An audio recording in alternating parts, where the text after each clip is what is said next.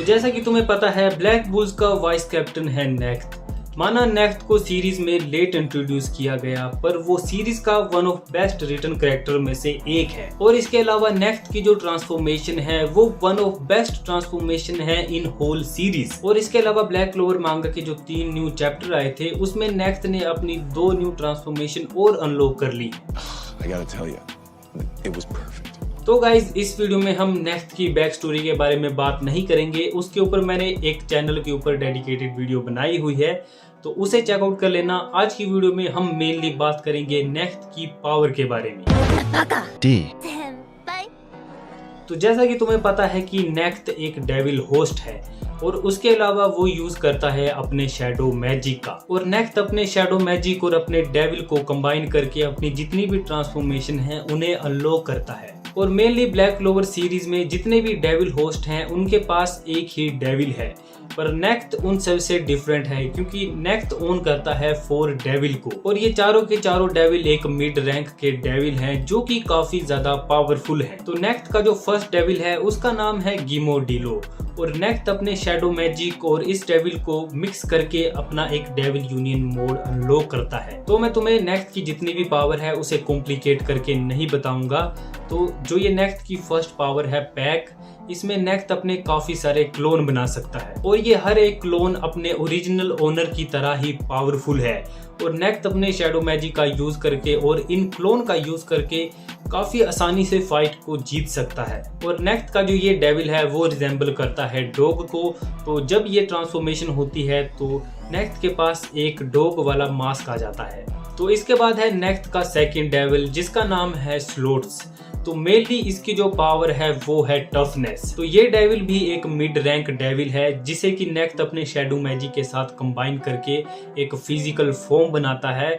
और इस वाली ट्रांसफॉर्मेशन को तुम देख के पता लगा सकते हो कि मेनली जो इसकी पावर है वो है टफनेस। और इस ट्रांसफॉर्मेशन में आने के बाद नेक्थ की जो डिफेंस है और जो स्ट्रेंथ है स्ट्राइक करने की वो काफी ज्यादा इंक्रीज हो जाती है। और नेक्थ का जो ये डेविल है स्लोट्स, ये रिजेंबल करता है एक तरीके से हॉर्स को। इसके बाद है नेक्थ का थर्ड डेविल जिसका नाम है प्लूमेड और ये रिजेंबल करता है कैट को। तो हर एक डेविल की तरह ये भी एक मिड रैंक वाला डेविल है। और नेक्थ इसे अपने शैडो मैजिक से कंबाइन करने के बाद अपने डेविल यूनियन मोड को अनलॉक करता है। और नेक्थ की जो ये वाली ट्रांसफॉर्मेशन है वो उसकी एजिलिटी को काफी ज्यादा इंक्रीज करती है। तो सिंपल लैंग्वेज में बोले तो नेक्थ की जो स्पीड है वो काफी ज्यादा बढ़ जाती है और वो अपने एनिमीज के ऊपर काफी ज्यादा तेजी से स्ट्राइक कर सकता है। और इसके बाद है नेक्थ का फोर्थ एंड फाइनल डेविल जिसका नाम है वोल्गनर। और पिछले हर एक डेविल की तरह ये भी एक मिड रैंक वाला डेविल है। और नेक्थ इसे भी अपने शैडो मैजिक के साथ कंबाइन करके अपनी न्यू ट्रांसफॉर्मेशन अनलॉक करता है और इसकी पावर का नाम है क्रो। और नेक्थ जब अपने इस डेविल को अपने शैडो मैजिक के साथ कंबाइन करता है तो उसके पास एक रूस्टर मास्क आता है। रोस्टर मास्क आता है, रोस्टर बोले तो मुर्गा। और इस पावर का यूज करके नेक्थ ऐसी साउंड वेव निकालता है जिससे कि आगे वाला बंदा पैरालाइज हो जाता है। और ये वाला डेविल यूनियन मोड इतना ज्यादा पावरफुल है कि जो अंडरवर्ल्ड से ट्विन डेविल आए थे उसको भी थोड़े टाइम के लिए इसने पैरालाइज कर दिया था। तो अभी तक मैंने तुम्हें जितना कुछ भी बताया है वो बस एक बेस लेवल था।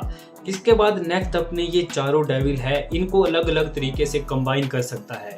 चाहे तो ये अपनी स्पीड और जो स्ट्रेंथ वाला है उसे कंबाइन कर सकता है या फिर अपने 3 डेविल को भी कंबाइन कर सकता है जो कि उसने अपने लेटेस्ट चैप्टर में किया था। और इसके अलावा जो फाइनल चैप्टर था 376, तो उसमें नेक्थ ने अपने चारों डेविल को कंबाइन किया और जो ट्रांसफॉर्मेशन बनाई थी उसमें हर एक डेविल की पावर थी। और इस तरह नेक्थ अपने अलग अलग डेविल को अलग अलग तरीके से यूनाइट कर सकता है जिससे कि उसे न्यू ट्रांसफॉर्मेशन मिले।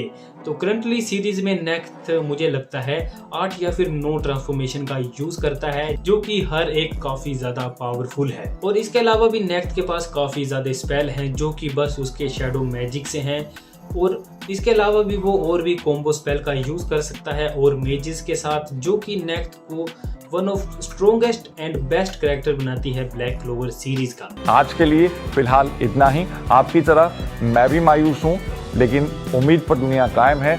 दिल दुखा है लेकिन टूटा तो नहीं है और उम्मीद का दामन छूटा तो नहीं है।